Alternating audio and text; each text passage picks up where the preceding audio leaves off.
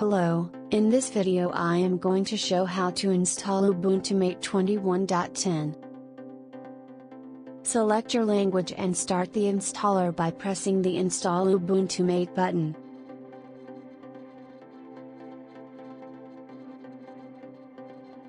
Set your keyboard layout and press Continue.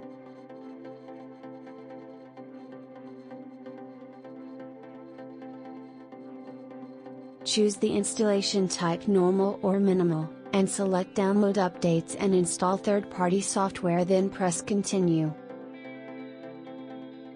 Choose if you want to automatically partition the disk or assign manually the mount points, press Install Now to continue.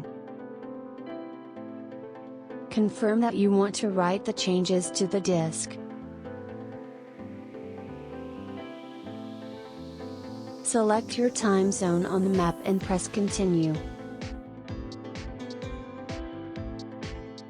Create a user, set your host name and press Continue.